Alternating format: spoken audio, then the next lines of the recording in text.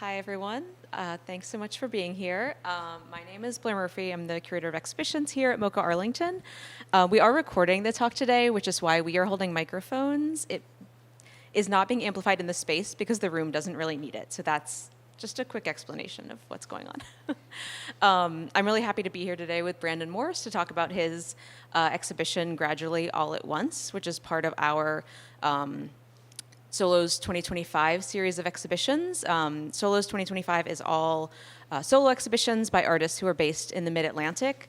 The Solos program is actually one of our longest running programs in the museum. We think it started in 1988, but it's been going on for several decades and has always been all about giving, providing a space for solo exhibitions for artists based in the region. In some cases, mid-career artists who are showing new work, getting the opportunity to experiment. In some cases, emerging artists having their first solo exhibition. So it's a really great part of the mission here at the museum. Really happy to be here today with Brandon to talk about his show, and then Brandon's going to give a little introduction. I'll have some questions. We'll take some audience questions. And then we'll have a little bit of a short break. And then at 4 o'clock, we'll be doing an artist talk with Joshua Challen Ice, whose exhibition is next door. So hope you'll be able to stick around for that as well. Is this anyone's first time at the museum? Okay, great. So just a little bit about us. We have an exhibitions program, an artist residency program, and an education program. So there's always a lot going on in the building. We have exhibitions on all 3 floors. So if you have a chance to walk around and see the rest of the shows, I would really recommend it.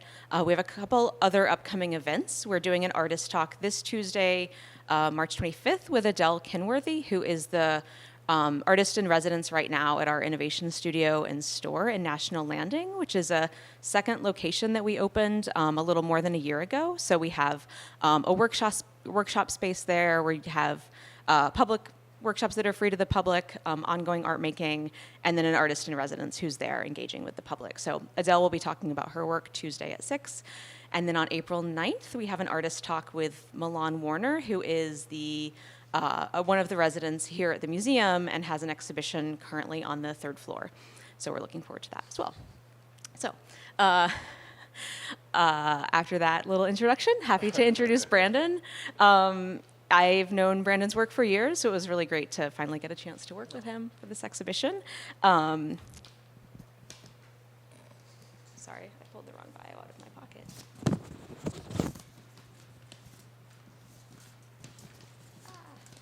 I'm sure some of you are familiar with Brandon and his work, and if you aren't, you'll be learning more today. But Brandon is the chair of the art department at the University of Maryland and is an artist who's been working in the region for, or in the DC area for quite a long time. Too long. His work has been exhibited at the Krieger Museum, the Corcoran Gallery of Art, the American University Museum, at the Katzen Art Center, the Nanjing Museum in Nanjing, China, and Kunsthal Detroit, as well as in many gallery exhibitions across the United States, Europe, and Asia. He holds an MFA from The Ohio State University and a BFA from University of Wisconsin-Stevens Point. Happy to be here today with Brandon. I'm going to let Brandon introduce the work, and then we'll get into some questions. Well, first, thank you for coming. This is great. And Blair, thank you for making this show possible, and everybody at MoCA. This was really rewarding. It's been a while since I've shown in the DC area, and it was nice to kind of come back and to be able to show and to use the space. And it was just such an easy experience getting it up and running. So thank you. So as Blair said, I'll keep this as informal as possible. It's a nice small group, and if you have questions, we'll have plenty of time for that. So I'm Brandon Morse, and I've been working in the DC area for 25 years now. And primarily working with technology. So as an artist, that's kind of been my focus, is working with emerging media, in particular sort of generative systems. And so I kind of wanted to just talk broadly about my practice and sort of what informs that and how it sort of led to these 2 pieces that are in this show. So as I said, working with computers a lot. And for me in particular, what I've been drawn to is the notion of using the computers to create systems, to emulate different types of systems. And within that, I've kind of been really drawn to kind of 2 contradictory but kind of parallel systems. I've been drawn to the idea of entropy Anybody know what entropy is? Everybody know what entropy is? Everybody knows what entropy is. All right. And emergence. How about emergence? Everybody? All right, cool. All right, so, but for those of you who don't, emergence is broadly, simply, it is the notion that if you have a lot of objects following very simple rules, what appears from that, what emerges from that is the sense or appearance of a higher order of consciousness, a higher order of organization. And so things sort of manifest from lots of objects behaving according to smaller sets of rules, simple binary sets of rules. And then entropy broadly, again, simplifying, is sort of the opposite of that. And things in organization tend to fall into chaos. It's sort of that idea of things coming apart. And so those two things have really kind of informed why I work with the computer and why I work with digital technologies. I have an undergraduate degree in painting and drawing, and that sort of informs how things happen, how you interface with them physically. I've always been interested in installation and giving the work a physical presence. And so that really kind of played an important role in this show, just in terms of the physical presence of the pieces. But yeah, so for me, it's that idea of the computer is really a powerful way to kind of create systems. And for me, what I've been drawn to is the notion of systems as stand-in, systems as metaphor or poetic stand-in for other things that are playing more broadly. So a lot of that has been collapse, conflict, climate change, things like that. But the notion of like these systems being used to draw a metaphor and to connect to things that are happening in our society writ large. Working with technology, I'm sort of very informed by what it can and can't do, but I also try to kind of temper that and kind of direct it towards something very specific. And so for me, that's kind of played out in a need to write the code myself and to kind of generate everything without the, and we'll get into this a little bit more later, but like without the sort of directorial kind of, what can happen with some software is it can become predictive. You can kind of get a, you can kind of get a look of certain software. And so for me, what I'm interested in is writing the code, generating the systems, creating simulations, and kind of seeing what happens from that. And so that's played out in a lot of ways and very like in line with these pieces. These pieces all came out of some recent work that I've been doing, really thinking about climate change, sea level rise in particular, and they kind of started at that place. I've been doing work over the last 2 years with a lot of like very representational imagery of water, waves and floods and things like that, and this work kind of evolved out of those things. But for me, I'm kind of interested in that notion of like portraying climate change, portraying those things as a thing in and of itself that we're dealing with, but also like the parallels are really interesting to me between all of these things, and it comes back to that notion of emergence and things that we see happening in the natural world, geologically kind of correlating to things that are happening societally, right? And so in some places that comes out like with this piece back here, which is called continental drift. I've worked with the idea of like plate tectonics in the past, and it's sort of that notion of things kind of building up, right? So you have plate tectonics and the plates are kind of building pressure against each other, creating geological formations, and then at a certain point that breaks, right? And so we have earthquakes, we have volcanoes, we have these dramatic events that happen at once, and they feel very immediate and very dramatic and beyond our control when they happen, but it's really this result of this slow like buildup of tension, this slow buildup of conflict, and that's kind of where my work right now, that's the line my work is kind of writing, is that idea of this slow buildup leading to a break. And whether that's a break that's geological and it is something that we witness as a geological event, or whether it's something that may be political or social, I'll just leave it at that for now, but that may or may not be going on right now. And so that's kind of where these pieces kind of came from, is that idea of like the gradual buildup of something that leads to something that's more traumatic, right? And they're meant to be experienced physically, obviously, but I wanted to very much kind of focus on there being a physical presence and kind of using this space. And that a little bit comes back to my painting and drawing background.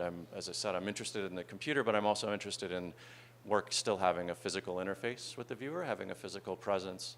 And so I try to create pieces wherein the pacing and the physicality of them make people want to kind of sit with them, kind of slow them down, have them kind of come in and be more contemplative with the work. And so that's kind of where these came from. And just like a really quick, simple, like technical thing about what's happening. So these pieces are written as code, and they're running in the space right now on, it's hidden. Computer A and computer B are actually running the piece right now. So though they're cyclical, they're never looping. They're generating in real time, and so you'll never kind of see the same thing twice. And so there's something to me about having the system play out, having the code that makes it also be something that's alive and experienced directly versus a video loop of the piece. And so that's sort of kind of where I was coming from, like in terms of just my history with digital media, and informed kind of how I got to these two pieces. And again, really kind of broadly and quickly, like that notion of conflict being played out slowly and then quickly was sort of the thing that I've kind of been gravitating to in recent work. So, Blair, is that sufficient, Blair? Would you? Okay. We always like to keep things informal, so I have some questions for Brandon, but we're also really want audience questions as well. I was curious if you could talk a little bit about the data source for the pieces and so sort of that's right. That it's and the significance of that and why it's important to use that real world data. Yeah, that's a tough question. But so one thing just to note, like that piece, the landscape, is directly taken from the West Coast. It's like a mountain range in California. And so it's just data that's, at least now, still available on the USGS website. And so you can go and you can grab elevation data and you can kind of use that. So though I didn't really want to cite it in a specific piece of like a specific landscape, I didn't want it to be like, say, about the San Andreas Fault or something like that. But I wanted to kind of illustrate that process of erosion, that process of mountain formation that happens through those things. So it was a combination of kind of wanting to find the right formal combination, but also something that's representative of that process playing out. I tried it by doing things like I made by hand, and it just didn't work. It comes back to that notion of like wanting systems to dictate things that happen. I'm also not very facile with my hand as a like computer modeler or whatever. So for me, like pulling real world data is important because it has the system ingrained in it, and it can sort of speak back to that system. And so that happened in that piece. And in this piece, it's similar. These are 3D scans of sites of erosion. They're at those are like the cliff faces in the mountain range, right? So they're of a different scale, but it's still that same idea of pulling data that has that system imbued in it and then playing with that data in the pieces. Right. Yeah. Yeah, and the way the system, the way the data reflects the system that exists in the real world, even if it's not about that location exactly. Yeah, exactly. The other thing I was hoping you could talk about a little bit was the audio, which I think means, Katie, did you have the? There's an audio component to the piece, which you may have heard if you came in a few minutes early, but we did turn it down for and it's at the quiet part of the piece. Well, while it's quiet, I mean, I can talk. I am not. I guess my approach to audio is what makes. So it's a multi-layered question. One, the first time anybody asked me about the audio, I had like no contemplated answer, like no thought through answer. But the more I thought about it, I started to think about the notion of how one of the things it does is it dictates pacing and scale in a way that like, sometimes it's one thing if you're shooting video and you have a referential source and you can kind of go, okay, that's a landscape, that's a thing, and I know the scale of it and I know the sense of it. But when you're doing things that are digitally and more abstract, the tone of the audio can kind of help to set, along with the pacing of the piece, it can help to set whether the viewer views it as something that's large, so you have a lower, kind of more ambient sound, or something that's smaller, where you might have a more staccato kind of something happening at a higher register. And so part of it is just that, like setting a sense of scale, a sense of monumentality. And it's also there, again, to kind of hopefully get people to kind of just slow down and imbue the read one way or the other. So my process is really honestly kind of dumb. I go into GarageBand, and I'm not musical, but I'll build some synthesizers that I think work with the piece. I would say about this one, I actually, when we installed, I hated the audio I'd made, and I rewrote it that week. And so I changed it to adapt it to the space. Yeah, yeah. Yeah, we can just play, turn it back on for a second. Maybe. Doo-doo-doo. Okay, now it's connected. Okay. And now, yeah, you can bring it up. Okay, so yeah, it's cyclical. Nope, that- The audio is also cyclical, and it's programmed into it, so there is, now that this has started, you'll start to hear a more melodic, kind of stringy, kind of piano-y thing happen. That's just meant to evoke a mood, essentially. I wish, Does the audio respond to the visual? They're done separately, but it's the cycles coincide. So when this starts to happen in this piece, it triggers a shift from one audio to the other audio. And so the audio itself isn't dynamically generated, but it is shifting in time with the various movements in the pieces. And then just like one other thing on that, there's 3 computers. There's one up there that runs that. All of them are talking to each other, and so when this one enters this cycle, it changes what the camera kind of does, what's happening there, because they're talking to each other, and it changes the audio at the same time. So they're all kind of communicating with each other, even though I think of them as separate pieces. That makes sense. Yeah, that's interesting. Questions? Questions? Questions? I had another question.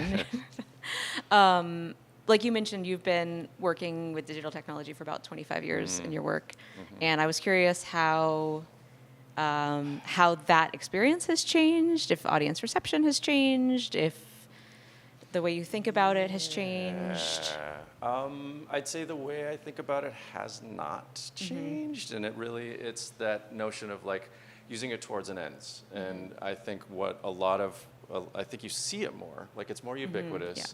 There's these larger screens. There's the sort of Instagram, like big video wall thing that's very sensational and immersive, and that's fine. But I think a lot of that work sort of rides on like the wow factor of like an emerging technology, an emerging way to show video or things like that.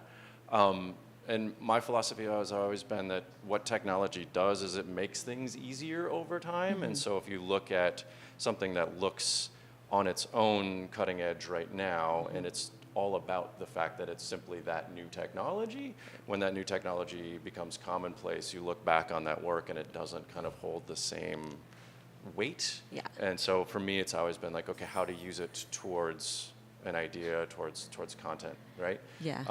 And so that's sort of stayed the same. It's certainly become like, I've found ways to make it more improvisational, more immediate. Computers are faster, right? Yeah. So you can do a lot more. Like this, like 20 years ago, this would have been not something you could do in real time. It would have been a render that would have taken months to do, Right. and now the computer can do it. And so it's just become much more improvisational. Like I can change things quickly, adapt things, and kind of move a little bit more quickly. Yeah. But yeah. And that is a good challenge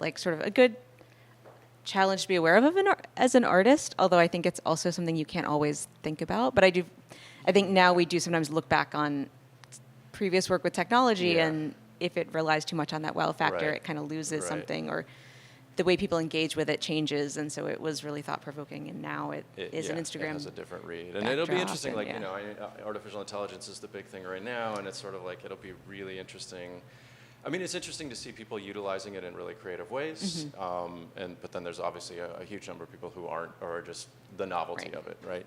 And so it's going to be really interesting to see how that plays out. I think it's a big thing right now, and to see how that plays out 10, 15 years from now. Yeah.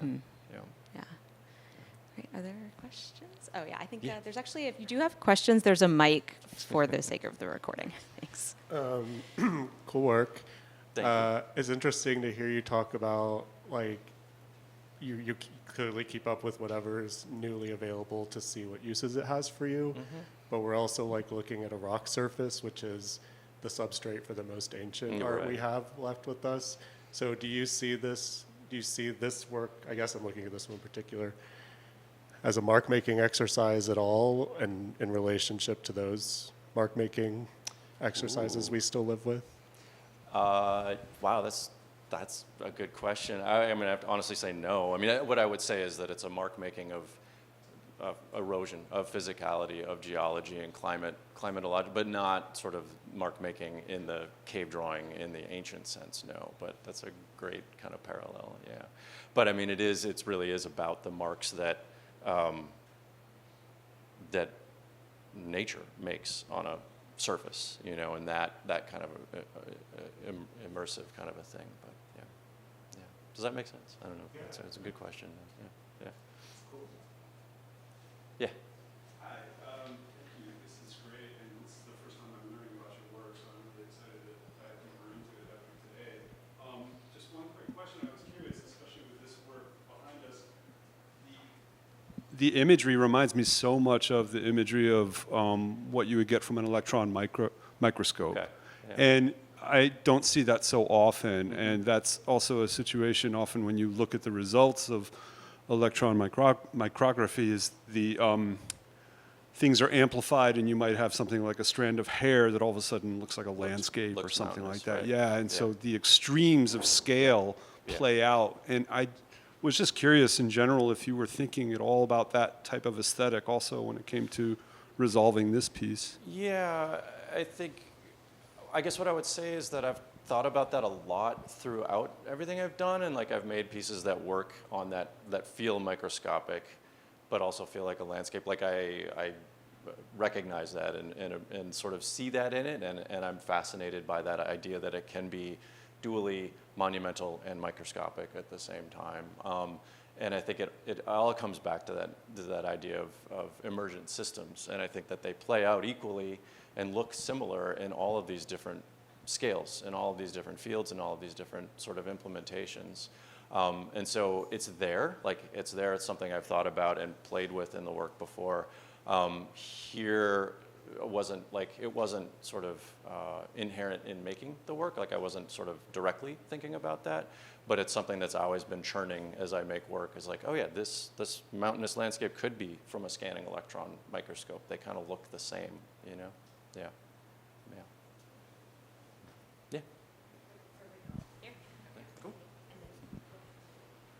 Cool. Yeah, cool work, as everyone said. I have a question about, I guess, sort of translating it into physical space. Mm-hmm. What was sort of your process about the displays you chose, how you decided to angle them, and the size of them to represent these, like, you know, very grand sort of things in the room? Mm-hmm. How do you feel the role of the specific displays you chose sort of comes into your practice with different individual works? It's usually pretty important. I kind of will tailor work towards the space, and Blair can attest, I sort of submitted with a portfolio that didn't look anything like this, and we had a lot of conversations about like the intrinsic nature of this space, and like I love that it's just like for a video artist to get a black room with nothing in it is just a lot of fun. And so I kind of wanted to play up the architecture of the space that way, right? And like especially with this one, if you're in here by yourself, and the room is much brighter than when these go away, and so it like really kind of changes the space in a cyclical way that I kind of like. And so that's sort of like, that's been an approach I take kind of when I get the opportunity for most of the shows that I do is first kind of looking at the space and then kind of figuring out how I can either take what I'm working on, and because it's digital, I can change its, whatever, pretty quickly to kind of get it to fit. And we made a lot of changes, in the week that we were installing. Some things I had made and spent a lot of time on that didn't make it in here, and it just didn't work in the space. And so it's really important, and this is the first time where I've, like, a lot of times, like, you just go big, you get a projector, and you just boom, but I kind of wanted to do something that was just a little bit more like physically human scale, and something you can kind of come up to and approach physically, which sometimes you can do with projection, but it's different because it's still it's ephemeral, because it's just, and so this has that physicality that I was kind of interested in. So, yeah. Yeah. Hi. Great work. I was curious, what tool or language did you use to write the code? Was it open frameworks or processing or something else? And what were the factors you considered when making that decision? Oh, that's a really good question. And coming from, have you worked with open frameworks before? It sounds like, well, anyway, I used to work with Cinder a lot, which was similar to open frameworks, a language in C++ for coding. I've shifted a little bit. This is actually written in Unreal Engine, actually, so I'm kind of leveraging some game engine stuff. And this is a node-based language called Touch Designer. And so it's all in, well, okay, so part of it is like with this piece, I wanted a visual fidelity that was, when I was writing it in C++, I wasn't feeling like I was getting. And so I kind of wanted to rely a little bit on what some of the game engines can give me out of the box. And so that's why this piece was kind of created in that. And then here, it's a lot of it is just like, how can I get one of the things coming from like painting and drawing that I really missed was like the ability to kind of work quickly and see something immediately. And when I started working with digital media, it was pre-rendered things that literally took months to render. And you don't like it, you change something, you wait 2 weeks to see the result.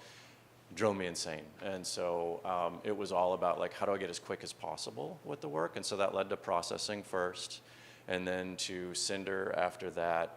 And now I'm just like Touch Designer, it's node-based, it's very visual, it's very quick to just like see the changes. And so a lot of it is just that, like trying to find a place where I can be immediate with the work and kind of react as quickly as possible. So, yeah.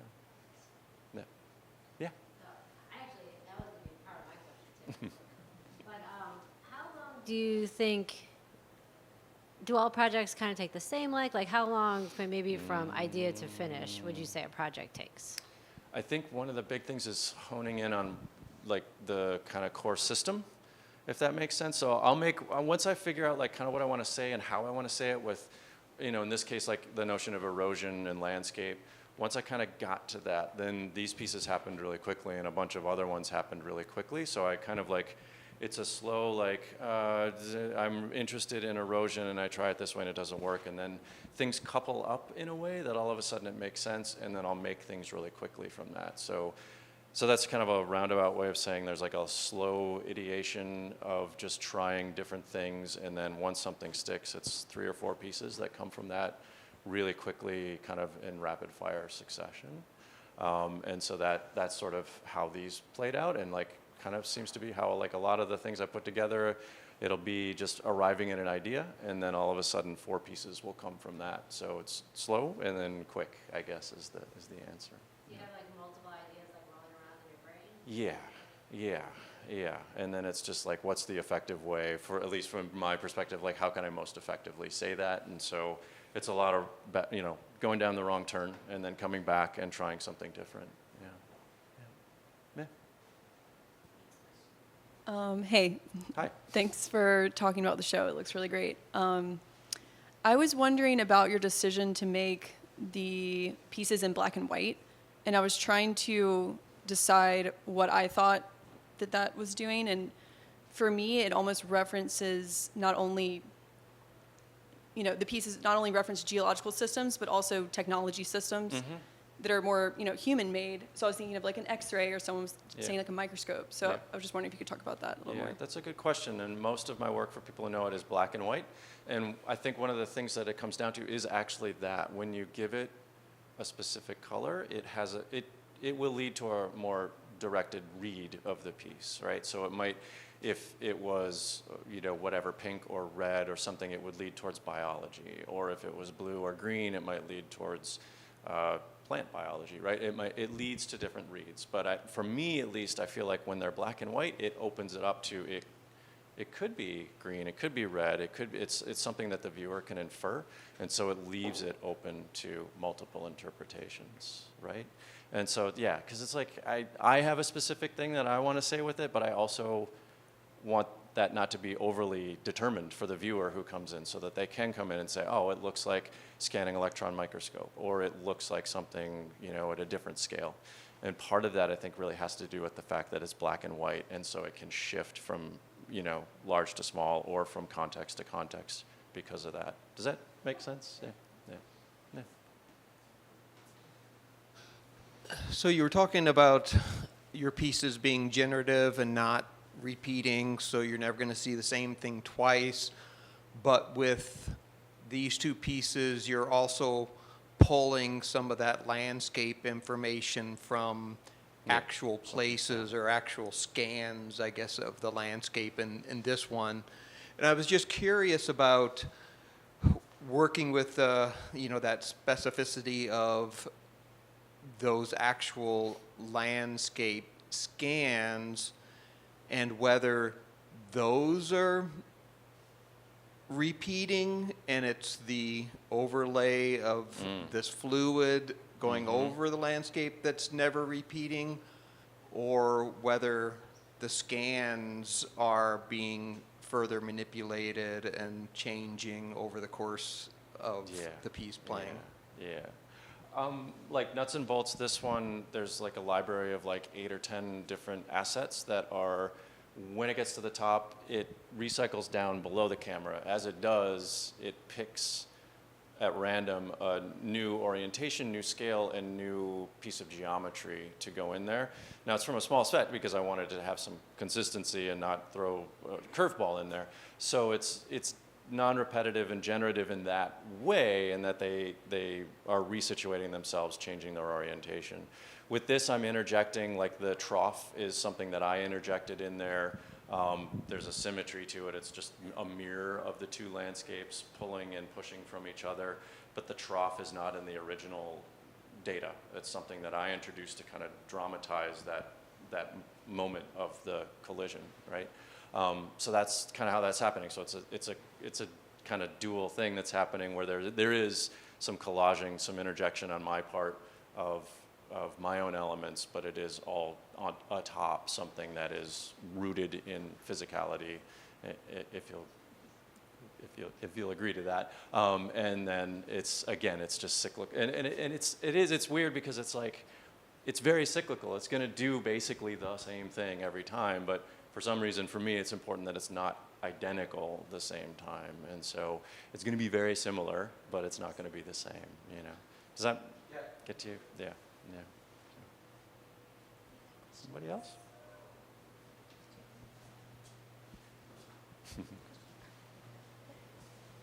All right. Any other questions? One? Oh, okay. Hi. I'm sorry I arrived a little bit late, so maybe you already talked about this. I'm a mountaineer, and so I'm reading these pieces and receiving them in a very particular way. And it mirrors my mountaineering experience where the mountain is always the same, but never the same. Right. And that changes, you know, within minutes, within seconds. So I just need to know what landscape are these from? Just to satisfy my brain. Oh, okay. Well, if you want to share. So I will say that these are just photogrammetry, which is like you take a ton of pictures of something and it recreates a 3D form. Don't remember where, like, this is not as rooted in a specific place. That is USGS data, and it's from outside of Los Angeles. It's the Sierra Nevada mountain range. It's not, I couldn't say it's this latitude to that latitude. Like I framed out a part that I thought would work well, that was interesting, and of course tried multiples, but it's mountains on the west coast of the US, basically. Yeah. Thank you. So, yeah.